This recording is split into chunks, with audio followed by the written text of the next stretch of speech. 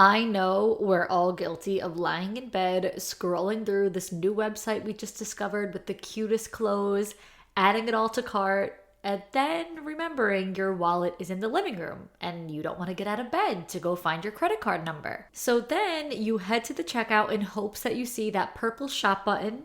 And there it is, the iconic purple Shop Pay button that has all of your payment and shipping information saved, saving you time while you get to stay cozy in bed. Well, that's Shopify. And there's a reason so many businesses sell with it, because Shopify makes everything easier, from checkout to creating your own storefront.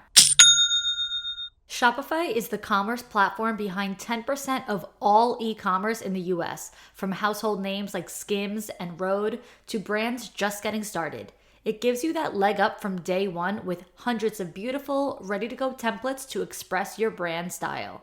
You could tackle all of the important tasks in one place, from inventory to payments to analytics and more, including spreading the word on your brand with built-in marketing and email tools to find and keep new customers. And as for that iconic purple Shop Pay button, it's why Shopify has the best converting checkout on the planet. Your customers already love it. If you want to see less carts being abandoned, it's time for you to head over to Shopify. Sign up for your $1 per month trial and start selling today at shopify.com/forthegirls. Go to shopify.com/forthegirls. Shopify.com/forthegirls. I have something to share that has been highly requested, highly anticipated, and now it's finally here.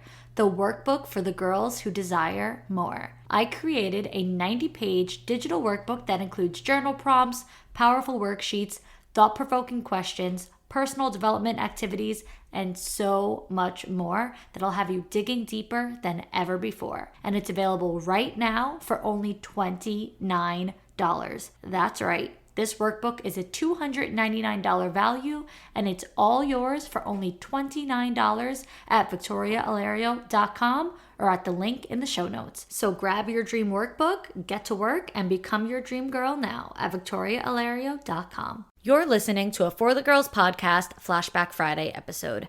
Every Friday, I reshare an older episode for new listeners who haven't heard it, or as a refresher for OG listeners who might need to hear it again as a reminder. Enjoy, and I'll see you with a new episode on Monday. Settling is not an option for me. Everything I desire is already mine. What if you can have it all? Because every day is for the girls. Hello. Welcome back to another episode of For the Girls. I'm your host, Victoria Alario.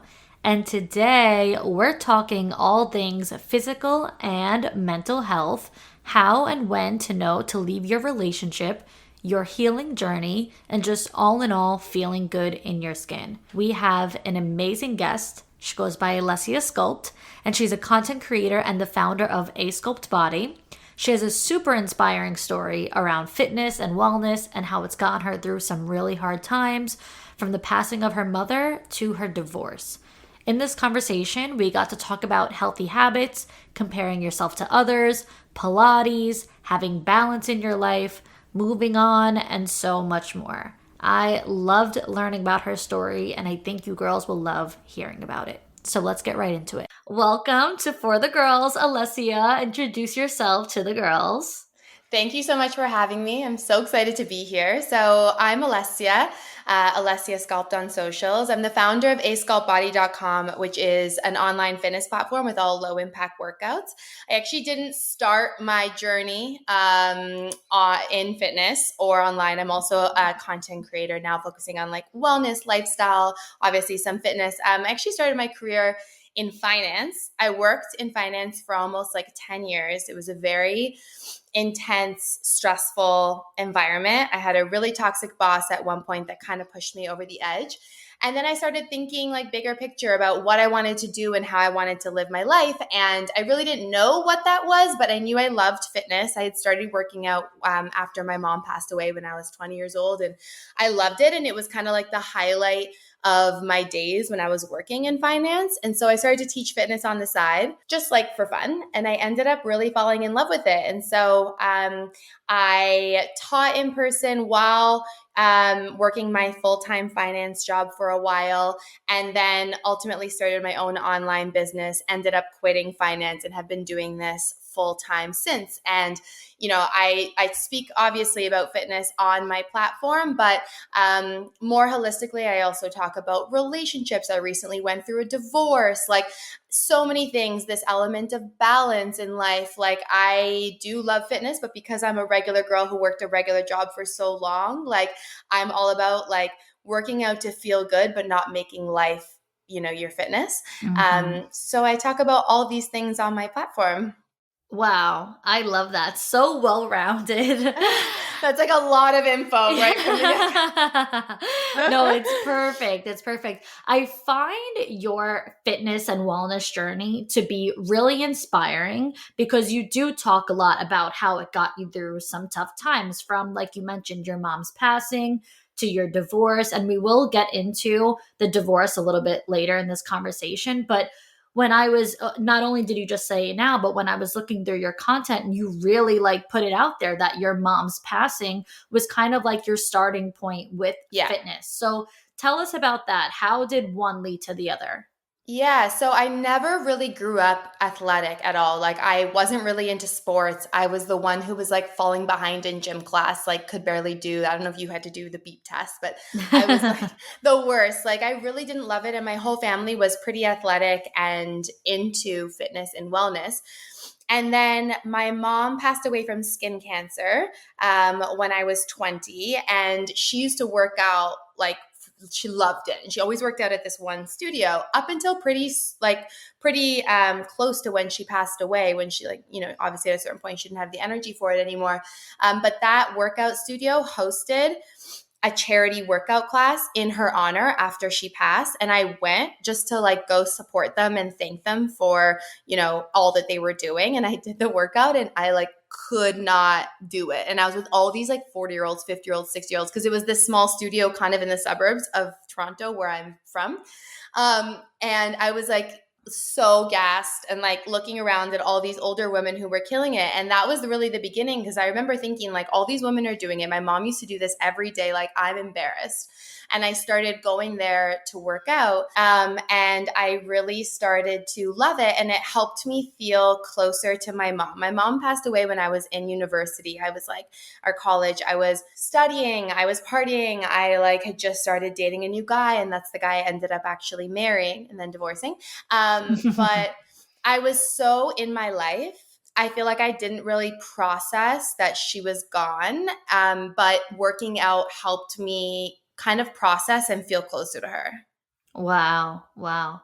That's amazing. That it is funny. Like, it's interesting how you said, like, you took the class and you couldn't even do it. And you're like looking around, like, okay, if Yeah. these people could do it, I got to figure this out. Yeah. I It could was do it like too. moms and grandmas. Like it was like older women who were so strong. And I was like, this is wild. Like I gotta get my act together. Yeah. Well, I mean, I think that in general just goes to show with, like, I feel like there's so much judgment in like gym culture, and people look at people in the gym. There's like a lot of that on TikTok. And realistically, at the end of the day, like anybody, like you can't judge a person by whether it's their age or their body type. Like you have no idea. People look at me and they tell me that I'm in shape because I'm quite petite, but I'm like, girl, I can't walk up a flight of stairs without getting out of breath. Like I'm actually not in shape just because I'm maybe smaller naturally. But yeah, it just Totally. goes to show, like, you really never know.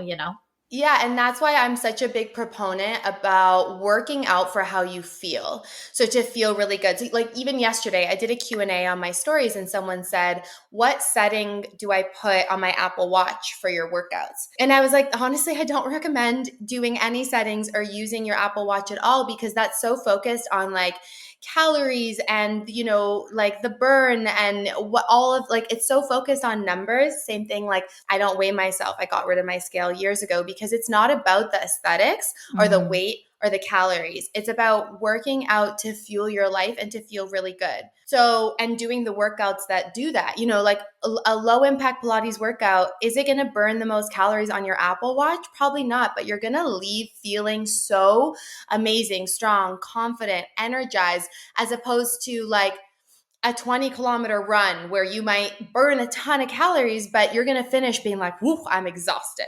Right. So, and because I worked in finance and I would work out in the mornings before I started work, I know that firsthand because I really had to work out in a way that fueled me for that job. Yeah. Oh my God. I love that. And it's so true. I think a lot of people look at the scale and like their weight as the goal, but that doesn't always have to be what should No. be. The goal is like you feeling your best. And I'm, you know, women, girls, like we all, our bodies fluctuate, whether it's hormones, whatever it is Yeah. that we're going through, stress, anxiety. And I'm in a stage right now where I'm up in weight, but I don't even weigh myself. For me, the way I really gauge it is like how I when I feel comfortable in my clothes. Like Yeah, once me I too. start feeling like I am not fitting in these pants, like I'm not comfortable or like something is squeezing me, I'm like, I don't want to have to be stuffed in my clothes. It doesn't make me feel good. So yes, I actually am selling a lot of clothes. I'm going up a size, which is I fine. But love that. also my goal is I do have some more expensive items of clothing that I'm determined to fit in. I'm Fair, like, I'm fair. not getting rid of this dress. Not yet. Um, but like that to me is the goal, feeling good in my clothes, you know, Yeah. and it doesn't matter. I could weigh the same, but maybe the inches will change, you know, like you just have no idea. So yeah, that Yeah. obsession with the scale is it's not good. Or even like the, you know, calories and whatnot. It's Yeah, just not good. 100%. I used to be a lot more into aesthetics, and actually, how I got out of it was when I got married. I was 27, and I really like dieted and hardcore worked out for the wedding, like full blown bridal mode, which Hmm. is so common in our culture. And I got to my, thinnest, leanest state, and I didn't feel like happier in my body. It was like the first time I had this realization where skinny doesn't necessarily mean happier. Mm. And since then, I've fluctuated so many times based on what's going on in my life. Like when I was going through my divorce, I lost a lot of weight because when I'm stressed, my appetite is the first thing to go. And everyone was commenting, "You look amazing." And I was like, that's crazy because I feel the worst. Yeah. And then Wow. after that, I kind of swung in the other direction. I gained some weight, but and I wasn't getting like, the same kind of compliments, but I on the inside have been was and still kind of am at that place where I'm feeling so good. So you just never know by looking at someone. Yeah, absolutely. So I want to talk about how your program launched, A Sculpt Body. How did, you know, going to that class and finally getting into fitness lead to you launching this? I just love to hear the story like behind a business and how it came to be. So give us like the full picture. Yeah, totally. So I started, well, what's funny is I can tell the story now and it all kind of makes sense. But when I Hmm. was in it, I think this is important to say. Like when I was in it, I didn't know what I was doing. I was just putting one foot in front of the other and like moving toward what felt good. And I think sometimes we listen to people who've started businesses or multiple businesses, entrepreneurs, and you're like, oh, I could never do that because like, look at how everything fell into place. And it's like the reality is day by day, you're just doing the best you can and putting the next plan into motion and doing the next thing. But I was teaching in person at this workout studio in Toronto part-time while I was still working full-time in finance. And I started to love it. I really felt connected to it. I had always kind of been into teaching and sharing my knowledge. Like I was like a TA, like a teaching assistant in college for different courses. I always tutored growing up and I loved it. And I thought, this is amazing. I would love to do this more full time, but it's not realistic financially or with my lifestyle to teach in a fitness studio. Like I just didn't want that. I didn't want to be that person that was like having to show up at 6 a.m., 7 a.m. to teach classes or train, because what are people's training schedules? They're like early in the morning, at lunch, and after work. And I was like, I just don't want to do that. And even if I did, I don't think I would make enough money to support my lifestyle. So then I was like, well, what could I do? Mind you, this was before COVID. So no one was really online, and except for like a few bigger players like Melissa Wood and Megan Root and some people on YouTube. And I was like, I'm going to go online. So I built my online fitness platform before COVID, and I was ready to launch in the spring of 2020. And then when I was prepping for that, and when COVID hit in March, I was like, oh my God, I've been planning for an online presence for the last 6, 8, 10 months. I'm ready to go. So I launched it in COVID, and it obviously was, a terrible time for the world, but good timing for me in my fitness career journey. And then specifically with my online platform, I focus on low impact, like Pilates inspired sculpt workouts. And that really came from taking all these boot camp classes in person when I was working in finance and always injuring myself. It'd always be like burpees, squat jumps, all of that. And so because I was getting injured at those, I started offering low impact options in my classes that I was teaching, and people were taking them. So when I was thinking about like, how could I differentiate my online platform? I was like, okay, I'm going to do low impact workouts. And this was now Pilates on TikTok is like, everyone's doing it. This was like in 2019. This was like 5 years ago when like that wasn't a thing. People were going to Barry's, like Rumble, like Spin, Soul Cycle. Like it was not an age or era of Pilates, sculpt, low impact workouts. So that's kind of how I got started. And from there, I worked both jobs, finance and building my, teaching in person and building my online platform for 2 years. And then I took a sabbatical from my full-time job before I quit. So like a lot of times people quit and just dive right in before they really know if their new business is going to go anywhere. I wanted to be kind of sure that like it was something. So I took 6 months unpaid leave. And then I knew like pretty soon into that I wasn't going to go back to my full-time job. And I've been doing content creation and my online fitness platform full-time since then. Isn't that like the most rewarding, like life-changing feeling to know that you didn't at that time, have to go back to work?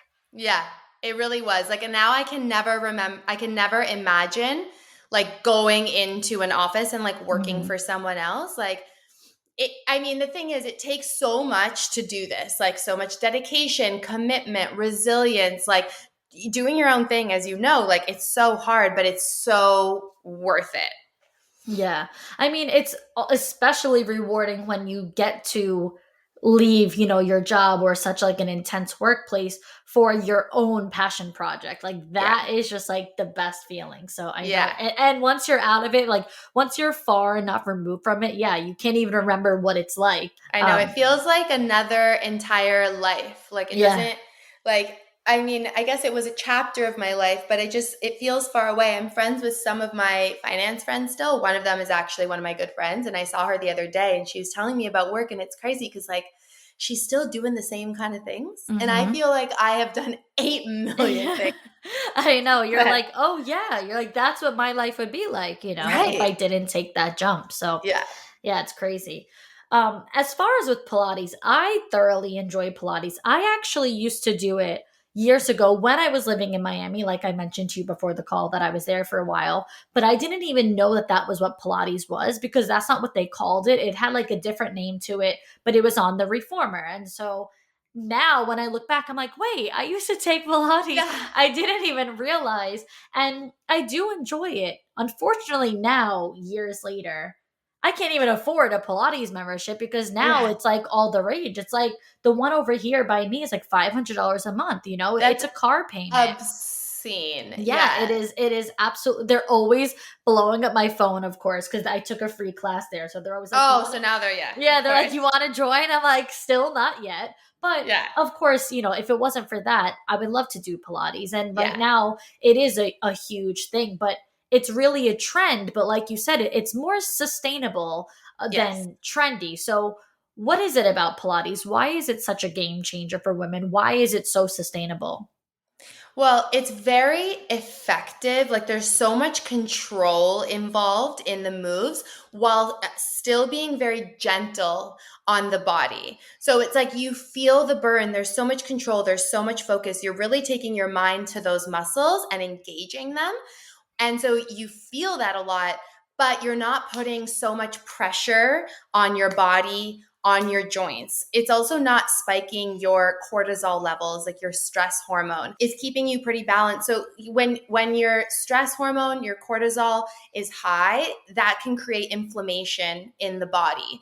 And so when you keep it low, like with, keeping or doing like more approachable, more low impact workouts, then you're not spiking that cortisol and you're keeping your inflammation low, and that's going to feel a lot better on the body. So you're going to actually enjoy it, and you're also going to see results, and that's what's going to keep you coming back.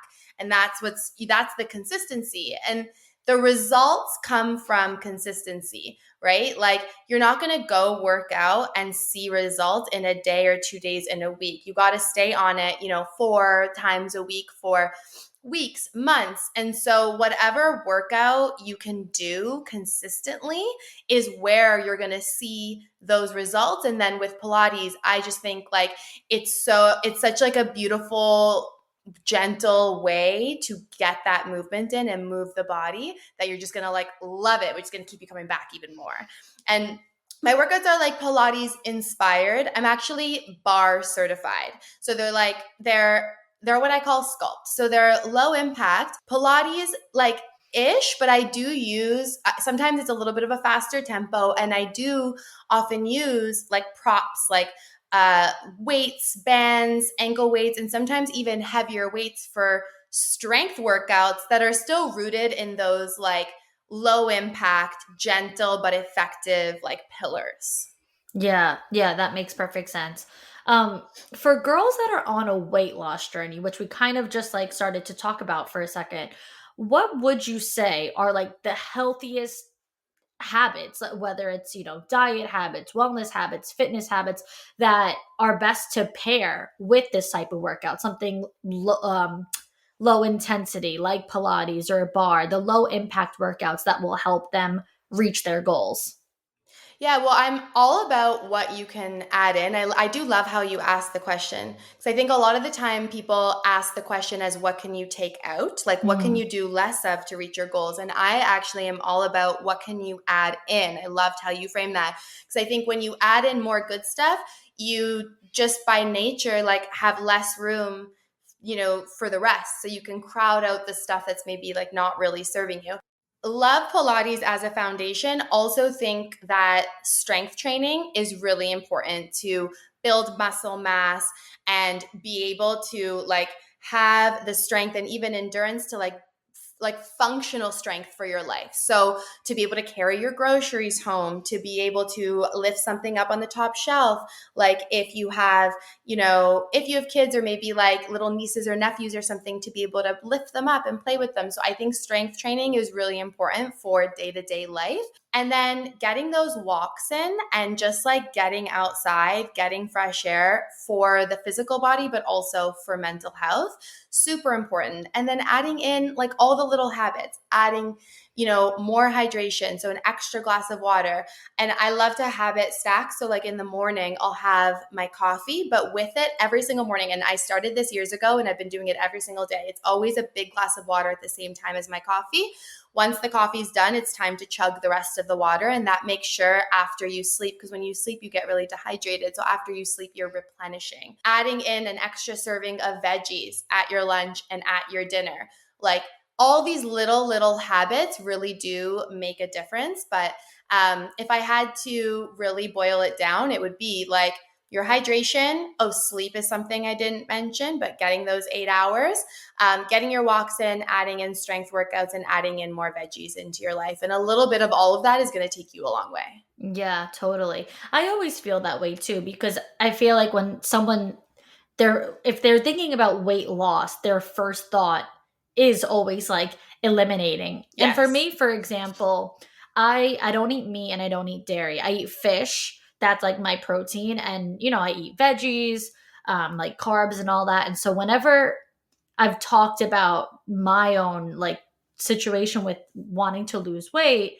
everyone's first thing is like asking about my diet. I'm like, there's nothing I'm taking out of my diet. I already Yeah. don't eat so many things. Like, Yeah. I'm more limited on the foods that I do eat. So it is funny how you said that because everyone's first thing is always like Everyone. removing rather than adding. But you also made me think about, so I go to Orange Theory, and they were doing this like program thing. I didn't do it, but the trainer was talking about this program. It's like a 9 or 12 week thing where you had the option to sign up for weight loss or for strength building. And I think it was like the weight loss one was maybe just like tread classes, like all cardio, and then the other one was lifting weights. And so the That's trainer, so weird that they labeled it like that's because for weight loss, you need to strength train also. Well, wait. Like, Okay, hold on. okay. I'm gonna tell you. So they had like two separate programs, and so the trainer at the end of my class was like, "Oh, who's in the program, and which one are you doing?" And so, say there was like 20 girls in my class. It was like everybody raised their hand for the weight loss, and then one girl raised her hand for the strength training. And the trainer was like, "Just so everybody knows, because everybody's afraid of lifting weights, like."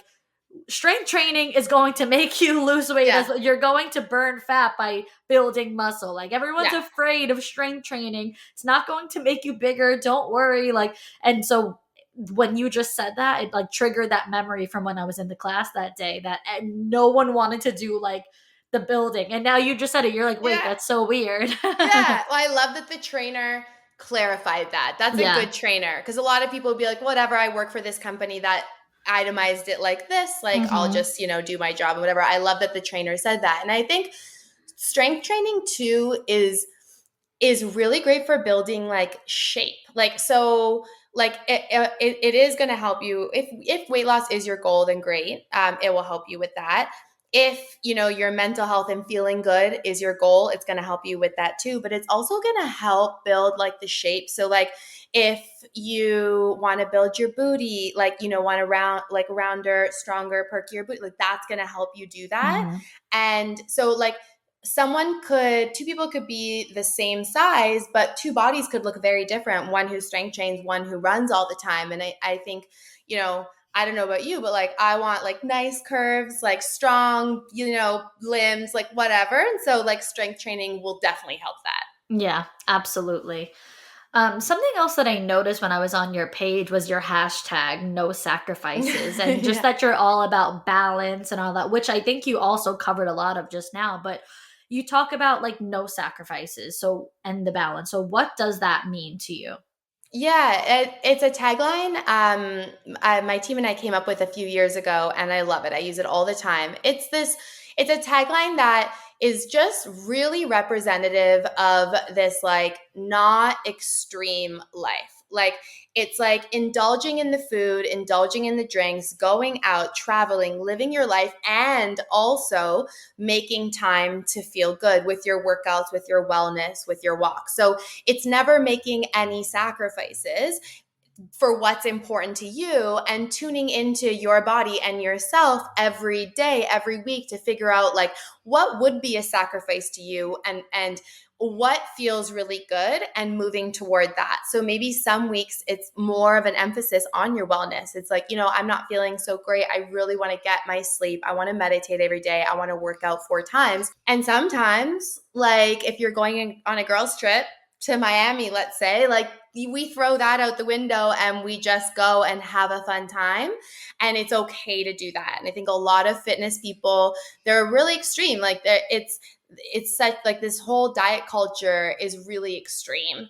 And I think I said this at the beginning of the episode, but I'm really not about living to work out. I'm all about working out so you have the energy to live your life. And that's what this whole no sacrifices thing kind of is all about. Yeah. So how do you stay balanced per se? Like, if you are making that time to travel and to have a social life and to go out on your girls trip, like how do you still show up for yourself on those busier days or when your routine is off? I try and stick to my routine every time that I can, so that when I can't or when I choose not to, I'm okay with it. So, Mm. like day to day, I'm waking up, I'm having my water with my coffee, I'm meditating, reading a little passage, going for a walk, and working out. Okay, that's like my default mode. Like my day doesn't really start until that's all done. And I do that as much as I can. If I'm at home with like an open morning, I don't choose not to do that. I will 100% do it. And then the days that I am traveling, the days that I do have fun things planned, the days that I'm hungover, I don't feel bad about fully embracing those days and being in those moments. I think it comes down to being really present with yourself and in the moment and pausing to think about like what you need. Like because it's like I think at the beginning it's tempting to be like if you're like if you're listening to your body, as people say, like in quotes, it's tempting to just throw all the wellness out the window and only do the things that feel good in the moment, right? But the more you tune in and the longer you do this, the more you'll realize, no, you actually want to do those wellnessy things as much as you can, because you know that that's what feels really good. But then the rest of the time you can be out and enjoying your life. So like what that looks like is like, Monday through Thursday, Friday, give or take a day. So like say Monday, Tuesday, Thursday, Friday, I'm doing my really great routine. Maybe Wednesday, I'm out at night, I'm having some drinks. Then on the weekend, I'll go out for dinner and drinks, and I'll sleep in. I won't work out one of the days, and then maybe I will another. And there's no real strict like thing. It just like I flow with it. And in and out based on where I'm at and how I feel. And I really think that tuning into how you feel is the key. I think if I were to sum up in my own words what you just said, it's like giving yourself grace. And a Yeah. lot of people don't. A lot of people don't give themselves grace, which I think actually leads to even more like inflammation from stress, because it's when Yeah. you start to like resent yourself or get mad at yourself because you missed a day, because Yes.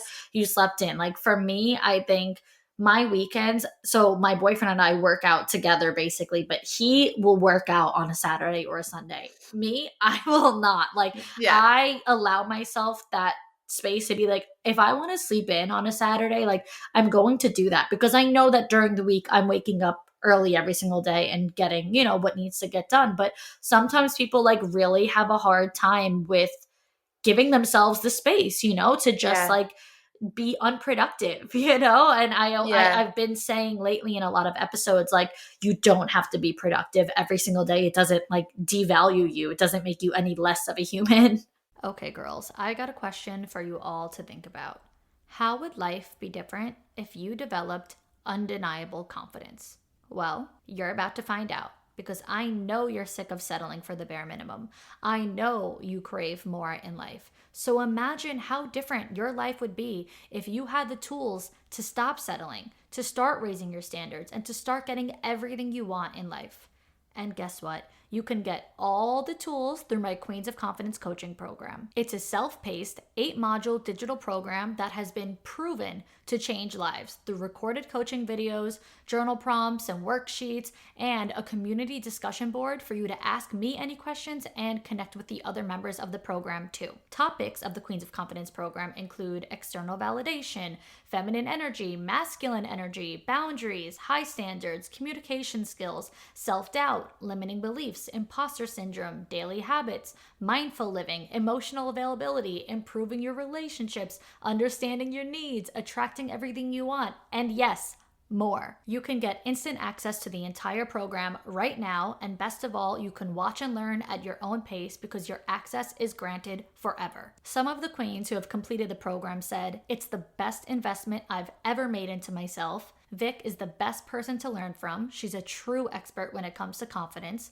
worth every penny. And I've taken a couple of courses where they sound rehearsed or just repeat the same cookie cutter things. Your course is the complete opposite, and your everyday examples really drive your points home." So girls, it's your time. Invest in yourself, you're worth it, and your 2.0 self will thank you for changing your life for the better. Head to victoriaalario.com or click the link in the show notes and get the Queens of Confidence program now. I love that so much. And another way, I love how you said it, showing ourselves grace. And another way I think to talk about that is trying to do the most loving thing for yourself on a day-to-day basis. So like literally asking yourself, like, what is the most loving thing I could do for myself right now? That might be a workout, and that might be, no, I'm going to sleep in and I'm going to go meet my girlfriends for a boozy brunch. Like, but asking yourself that honestly, and not just jumping to the like boozy brunch thing. But I love, I think both of those, like giving yourself and showing yourself grace and trying to do the most loving thing for yourself, like they're both amazing ways to look at it. I know for me too, like I for many years was in this like diet and then cheat day mindset, like diet, workout, and then cheat day kind of thing. And I've really gotten out of that. It was hard, but if I indulge for one meal now, I don't throw the towel in for the whole day like the way I used to. Like I think a lot of people get trapped in that. It's like, no, that meal, I wanted that, but now we just go back into what feels good, and maybe we do a little bit more wellness later today. But we don't just like now suddenly it's a cheat day, overindulge, have, more like bags of chip, like whatever it is. Taking it meal by meal instead of in individual days has helped me a lot. And telling myself that like I don't need to eat everything, because if I want more later or tomorrow, I can always have it. Like when you take out that restriction mindset and you let yourself have whatever you want on a more regular basis, you're not as like obsessed with it. So then you don't even want it as much. Like I love chips. I'm a big chips fan. I used to have full bags sometimes. Now I'm like, okay, I'm good right now. And if I want more later, I'll have them. But I don't need to eat the whole bag because it's like a more open attitude toward it. Yeah, yeah, I love that. First of all, I gotta ask, what is your go-to chip flavor? I'm gonna have to ask that. I have a few right now, and they're actually in my cupboard, in my kitchen. They're Kettle brand backyard barbecue. Okay, okay. Yeah. What's yours? My go-to is always a salt and vinegar chip, like Oh, a really? really I'm not a salt and vinegar a fan. really, really salty and a really, really vinegary chip. But I do love barbecue. I like kettle cooked, but I love barbecue baked lays. I don't know if you ever had them, I but they're do love so those too. good. Yeah, Yeah. I love barbecue in general. Yeah, That's like me my too. vibe. Me Yeah. too. Okay, good. I had to know. I had to make sure we're on Glad the we got that. Yeah. same chip page. When Yeah. people tell me they don't eat chips, I'm like, Are what? you okay? Yeah, me Yeah, too. like I'm you're like, not yeah, okay. no, I'm like, you're missing out in life. um okay, so now I think that all of that makes perfect sense, and not only do people have this like battle with themselves and comparison with themselves of like when they're eating good or when they're eating bad, but I think a lot of people have an issue with, or a struggle rather with comparing themselves online to what they see with body image, or even like in person in a class, on social media, whatever it might be. So what would be your biggest advice, not only for people who are really battling within themselves, but battling with comparing themselves to other people? Yeah, it's really tough. And I think especially comparing yourself online, you can think you're through it, and then someone pops up, and you're like, oh shit, and you're triggered. I think it's really important, both online and in person, to surround yourself with people and online pages that inspire you and that don't make you feel really shit about yourself. Like there's two different types of people, especially let's just start with online. There's people who are expanders online for you, that like you look at their page and you're like, wow, I'm so inspired by them, I'm motivated by them, I feel like I could do what they're doing. And then there's people that are like the opposite, like constrictors, like they're triggering, they make you feel worse about yourself. And I think it's really important to only be following expanders. So the people that make you feel really good and connected and empowered and motivated, and honestly unfollow the people that don't. Like people are public. If you really want to check their page, you can, I guess, still do that. But why have it pop up for you? And if you don't want to unfollow, you can always mute. Like I have a lot of people muted that, for whatever reason, I just don't want to be served their content. Maybe sometimes I'll go look at it, but I don't want it to pop up and them, social media control when I see it. So I think like using those functions is really important on social. And I guess kind of same answer in real life. Like if you're not feeling good in your environments with certain friends, or maybe at the gym you go to or the workout studio you go to, you are not feeling great, you're feeling less than, like removing yourself from those environments and leaning toward the environments and people that make you feel really good is everything. Like you are the content and people that you consume, right? Like Yeah. there's that saying, you are made up of like the 5 people that you consume the most, whether in person or online. Like, so you have to be really careful and really thoughtful, and intentional. That's the word I was looking for, about who those 5 people are going to be. Yes, intentionality is quite literally everything in life. It's one of my favorite sayings is the way you do anything should be the way you do everything. Yeah. And I think the more intentional you are, the more intentionally you live, you will live like just a really like fulfilled or at least a content life. Like you'll just be happier. I Yeah. firmly believe. Um, and of course, it also comes down to accepting yourself and loving yourself. And I want to ask you about that because, in regards to your divorce, I saw that you had posted something about how going through such a big change like that made your body fluctuate, Hmm. which most people, most women especially, go through. But some women, more than others, take that really, really hard. So, how did you learn and how did you find ways to really accept and really love your body through all of these changes, especially when you were going through like dark or hard times? Yeah, my body has really fluctuated hugely over the last few years. I lost a lot of weight from stress and lack of appetite when I was making the decision to go through the separation and ultimately the divorce.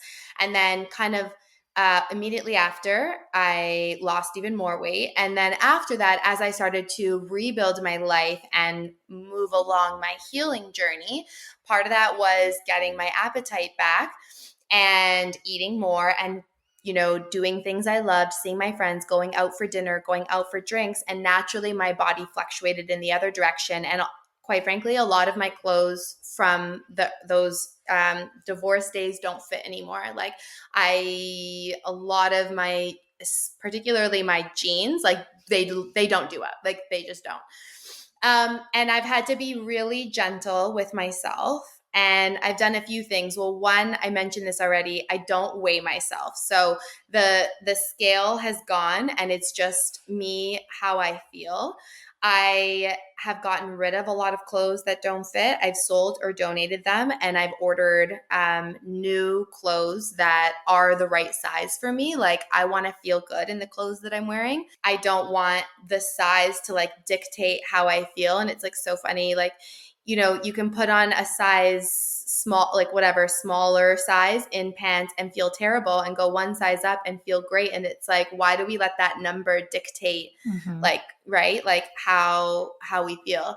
Um, and then I really turned to gratitude for my body. I think because I was so stressed and anxious and fully in like a depressive episode, like my primary like real depressive episode during that time of making the decision, and just being out of that, I was just so grateful that I was out of it, that and for my body for getting me through it, that I was just like, whatever. Like, if this is the price that I'm paying, if a size or two up in my clothes is the price that I'm paying to be really happy and to be through these really dark times, then so be it. Like, so it was this real attitude of gratitude. And then eating to fuel my body, not for any sort of like weight management, like really leaning into like nourishing whole foods.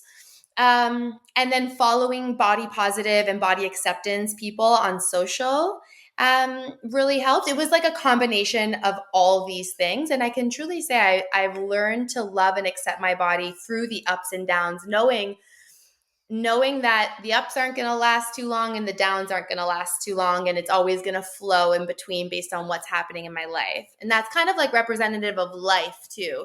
And it's an attitude shift I've had about everything in life. Like, when you're up at the top, say you're climbing a mountain, you're up at the top, you don't think, oh, this is all there is up here, this beauty. And when you're like walking through a valley, say you're hiking and a low point, you don't think, oh, this valley is going to last forever. You know that there's ups and downs on this walk or hike or whatever. So like life is the same way, and like letting the waves come and like riding them no matter which way they go.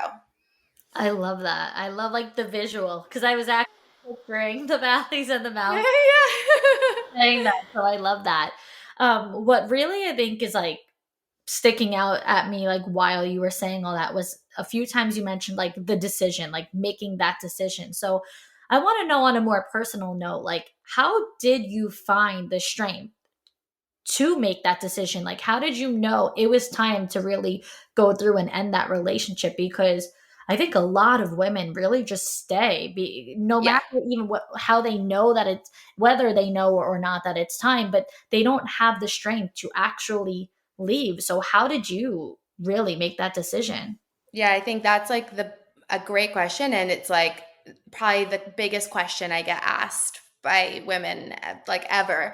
Um, They're probably I asking because they're Yeah, like, I want to know for I want to know. myself. Yeah, and I want to make a video for the about this on social too. So okay, I do sort of have an answer, but I want to say first that I was fortunate enough to have like the financial means to do this, Hmm. and I think not all women do. And it was hard. I've had to make many sacrifices. By financial means, I don't mean like so much financial flexibility. It was really tough, and I like had to maneuver a lot of things to like make this work. Um, but I still had that. So I do want to acknowledge that. But in making the decision on figuring out like basically when to let go, I think the first step was accepting that I'm never going to be 100% certain. And there's always, no matter which way I go, so if I stay or if I go, there is a loss and there's grief involved. And there's no one that is the right answer where I'm going to take that path and I'm just going to be great. So if you stay, or sorry, rather, if you go, you're going to grieve the loss of the relationship of the person, obviously. That's the obvious one. But I think one that we miss often is if you stay, you have to also grieve the life that could have been. And that's an unknown. And I think ultimately, when it came down to it, for me, I would rather grieve the known of because I was already in the relationship. So leaving it and him, I knew what that was like.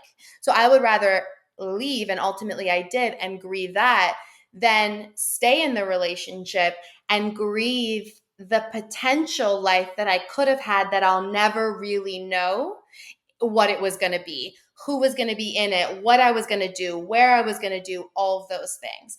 But accepting that either way, it's going to be really hard and you're not going to be 100% sure, I think is the first step. And then the second step is creating enough space in your life to tune into your own intuition and your own heart to know what you want to do. Like, I think a lot of people want the answer of should I stay or should I go, but only you can make that decision. And how you make that decision is one, accepting it's going to be hard either way, and two, making enough space in your life to feel which thing you want to do. Like, if you're just waking up, going to work out, going to work, coming home, cooking dinner, going to bed, like you are never going to feel what is best for you. Like you have to slow down and create that space by, like, people don't want to hear this, but by meditating, by journaling, like writing out your feelings and your thoughts. Like, I didn't want to leave my ex-husband. Like, he was a wonderful man. I wanted to not want to leave, like, if that Hmm. makes sense. Yep. And I every day would be like, how could I leave? How could I leave? But then I would read my journals, and it was pretty clear what I was writing every day was like, I wasn't happy, like I didn't want to be there, even though I wanted to want to be there. So I think like the meditating, the journaling, the walks, the like slowing down and creating space in your life to let those messages and those feelings come through. That way you make a decision that is actually from your own heart and your own intuition, not based on what I or your family or your friends or what social media is saying. Yeah. Well, I think, every girl can relate to wanting to want to stay because no one wants to go through a breakup, especially divorce. No one ever intends to get married Yeah. thinking that divorce is, on the other side of it. So nobody wants to go through it.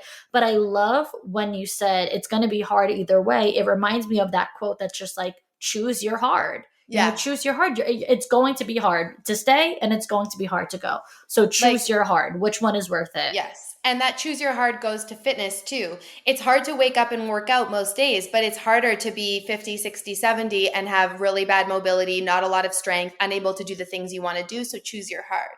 Yeah. And Yeah. I would rather do the harder thing. Like, I'd rather do the harder thing now than kind of just be complacent and end up having to do the harder thing later. I also, one more, so a third part of my piece of advice that I just sort of thought of that I do come back to a lot is what feels like the brave, expansive choice. Like, when you feel into it, what is like lighting you up, feeling open, feeling like there's possibilities, brave, expansive, all these words. Like, what usually, if you think about it that way, like one of the decisions to stay or to go will feel brave. And that I really try and do the brave thing. Yeah, absolutely. And it just, I think that when you ask yourself that question, it allows you to see the light at the end of the tunnel. Whereas if you're just going to stay in the relationship and Yeah. there's really no solutions to the problems or you're unhappy, it's very hard to see that light at the end of the tunnel. So I think that It's true. perspective gives you that light. It gives you something to look forward to, honestly. I know so Yeah. many women who have gone through divorces or gone through breakups from long-term relationships that are like, I had no idea I was going to feel this good after. Like, they feel so liberated. They feel like a weight lifted off their shoulders, but you don't know until you go Yeah. for it, you know? And it totally. And also all those things for sure. I have felt that amazing, happy, so fulfilled, so grateful I made the decision. And also many days it's really hard. Like, just because it's the right decision does not make it easy. You have so much grief, there's so much loss involved, so much change in your life and routine and all of that. But you still know it's the right choice. Like, I still have moments of grief. I've been separated for almost a year and a half. And like, I still have moments of grief because before it was like the breakup grief. Now it's like the real reality of like, after being together for 12 years, we were together for 12 years. So it's like a lot of my life. A year and a half later, it's like, okay, this person's really not coming back. This person who was my family, who was my best friend, like, they're not coming back. So it's like a shift in the grief, but it doesn't hit me like it used to. Like, it used to hit me like every day, all day, right? And then it got to weeks or months. And now it's like, maybe like once a month I'll have one day where I feel like it's an adjustment and I'm feeling like the loss. It's not, grief is not linear, but that I've not felt that I've made the wrong choice ever. Yeah. That is just grief, even with like Yeah. death, not to get morbid or It is anything, but kind of, it yeah, hits you. It could be, yeah, 10 years since somebody passed. And I'm sure you experienced this with your mother. Like, it could be years since someone's passed. And then one day on a random Tuesday, you just break down and you cry because you miss yeah, that person or you miss the life that you have with that person, even knowing like, this is just grief and I'm never going to have this person back in my life. Like, it just hits you sometimes. It comes in waves and it has a weird way of presenting itself for sure. totally. From, your divorce and going through what you've gone through over the past year and a half, what would you say has been your biggest takeaway from your healing journey? Oh, that's a really good question. I don't know if I've been asked that before. I think I've really learned to flow with life. Like, to let things come and let them go and detach from things, from people, trying not to hold on so tightly, but like release the grip. Like, things, the only constant is change in our lives. So, and because I lost my mom, I've lost some other people close to me. I went through a divorce. I have like abandonment sort of is my main issue that I work through in therapy and things. And abandonment can be, by choice or not. So like a death could be abandonment. And I feel like I used to hold on to everything so tight, to situations, to different people. And I think this divorce has really taught me how to be in the present moment and come back to myself and know that, like, I'm okay without any of those other things. I can make a home for myself within me. I'm never by myself. I'm always with myself, and to loosen the grip on all the other stuff that's around me and flow with life instead of like fighting it. Like, when you're holding on so tight, it's like you're fighting it, but instead like ride the waves and like flow with it. And sometimes it's good and sometimes it's bad, and know that each stage is not going to last and it's all just like part of it. So I think like, am I great at that? Like, I wouldn't say so yet, but like this divorce has been, I think, the biggest lesson in that. And I've noticed since anything else has happened since the divorce, like I have acted and treated it differently, which it's really cool when you can look at what's happening and like see the growth in yourself. Yeah. Wow. First of all, I'm never by myself. I'm always with myself. Yeah. Like, are you Like a mic fucking philosopher? drop. Like, hold on. Okay, wait. My therapist said that to me, and it stuck with me. So I can't take credit. We have to thank my therapist.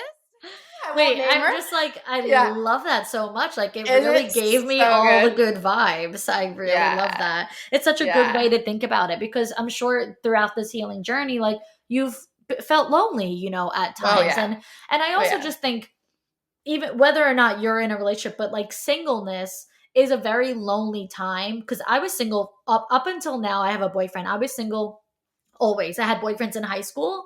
And then from the age of 18 through up until I met my boyfriend a week before I turned 28, that's 10 years of being Wow. single. And I Yeah. always say, like, there's a strength in staying single throughout Yep. that time period because it is super lonely. And what a lot of people don't realize is like it's really easy to get a boyfriend. It's really easy to get into a relationship. Like, 100%. no woman is ever single because she can't get a man. Like, let's put No. that out there. A Let's put that on hundred the percent agree. record. Yeah. So, for a woman to choose to stay single and choose to go through, a lot of solitude and a lot of lonesome, like that takes a lot of strength and a lot of inner work. So, I think that statement right there is very profound. Like, I'm never by myself, I'm always with myself, is something that could really help single women, especially. Totally. I hope so. If you're listening and you heard that, I hope that it's really, really helpful. I love those like one liners that just Yeah. like get you. Yeah. Um, well, actually, to wrap this up, I'm gonna have you help a little. I think she's single. I'm looking at the question. I do a Dear Victoria segment at the Oh, end of love. my episodes where I let my listeners email me, like asking for advice or whatever. So I'm gonna have you answer this one because I feel like it was Okay. so good for you. I like to Okay. make them like relevant to the Yeah, topic. totally. Okay, let's So hear it. I think that she's single, and I think that we're gonna get into a little bit more of single girl advice. So here we go.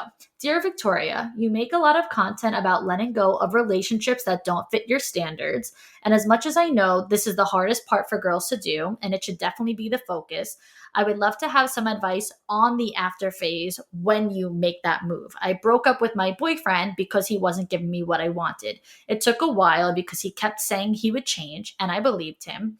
But now I'm so confused. I'm insecure of my decision. I'm scared I threw away something really good for me in the future. And I definitely don't know the difference between letting go and giving up.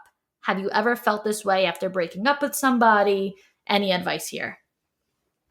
Totally. What is meant for you will not pass you by.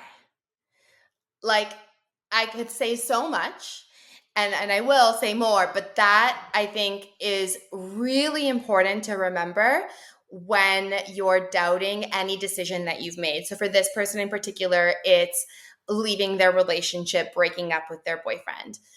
What is meant for you will not pass you by. If he is meant for you, maybe you wouldn't have broken up with him, or he will come back to you. But the fact that you are broken up right now, like there is no coincidences, there's no regrets. Everything happens exactly how it's supposed to. So know that like you are exactly where you're supposed to be. And if he really is meant for you, then he will come back to you, but it will only be once he has gone on his own growth journey to get to a place where like he deserves you, because she said that he wasn't meeting her needs. You can't tell someone how to act, how to love you. Like, you can guide them, but they need to like grow and learn that stuff on their own. So you almost, I think, like if I was her, I wouldn't want to be with that person right now. I would want them to go learn, go experience, and then if and when they're ever ready, come back. And what will probably happen is she will have moved on by then. And because sounds like she's the kind of person that's really focused on working on herself, she's going to be working on herself, growing, evolving, learning, and like rising like as a person. And she's going to attract someone that is at that higher level who can meet her needs and treat her exactly how she wants and how she deserves. So I know it's really hard because we question ourselves, like, did I make the right decision? I don't know. Am I going to regret it? Da, da, da, da. But it's always happening exactly how it's supposed to. If he's meant for you, he'll come back, or you'll find someone better. Like, that's it. Yeah. I'm not opposed to people getting back together when like the timing aligns. You know, I believe Yeah. wholeheartedly Agreed. in divine timing and divine reasoning. Like you said, everything happens how it's supposed to and everything happens when it's supposed to. So you were supposed to break up right now. And if you are supposed to get back together, then it will be at the right time. What I am opposed to, because she's saying, you know, I'm insecure in my decision, is her going back to him. No, like, no, don't go back. Do not No. do that. Like the only way getting back will work out is if he, exactly what Alessia said, he works on himself and comes back to you. That is quite literally the only way that it'll work out. If she turns back on her decision now and is like, never mind, then he'll be like, oh wow, I got it made so easy. She just dropped everything that she wants, you know? So yeah. if you're going to get back together, that's fine, but it's got to be on him. And it has to be a new relationship when you get back together. So you can't just pick up where you left off so soon. Like both people have to heal and get to a place where like you can start fresh if you were to get back together. So you kind of have to get over him no matter what. And if he's meant to come back, then you can start a new relationship when you get back together when he's ready. Honestly, probably you're going to be over him by then. But, yeah. But it's good to like have it as an option, you know, as a possibility in the future. And until then, focus on yourself. Pour all the love that you would otherwise be pouring into him, into you. So what is it that you like to do? Like hobbies, like travel, whatever, do all of that. And you're just going to like soar. This is a moment in time. Just focus on yourself, pour that love into yourself, and you're going to be good. Yeah, I totally agree. Emphasis on what she said. It has to be a new relationship. You cannot get back together and still fight about the same things. You cannot still have the same needs that are not being met. It has to be a new relationship where you're just starting on a much stronger and better note. So that's that on that. Alessia, where can all the girls find you and connect with you? I'm at Alessia Sculpt on Instagram and TikTok, Alessia Sculpt. And then I have my online fitness platform, asculptbody.com. That's all linked like on my socials as well. And I have a 7-day free trial. I have over 300 low impact sculpt, strength, stretch, and cardio workouts. So you can go there and try it out. I have like a weekly schedule that I release. So would love to have you. Amazing. This conversation was so much fun. Thank you so much for being here. Thank you for having me. This was great. I have something to share that has been highly requested, highly anticipated, and now it's finally here. The workbook for the girls who desire more. I created a 90-page digital workbook that includes journal prompts, powerful worksheets, thought-provoking questions, personal development activities, and so much more that'll have you digging deeper than ever before. And it's available right now for only $29. That's right. This workbook is a $299 value, and it's all yours for only $29 at victoriaalario.com or at the link in the show notes. So grab your dream workbook, get to work, and become your dream girl now at victoriaalario.com.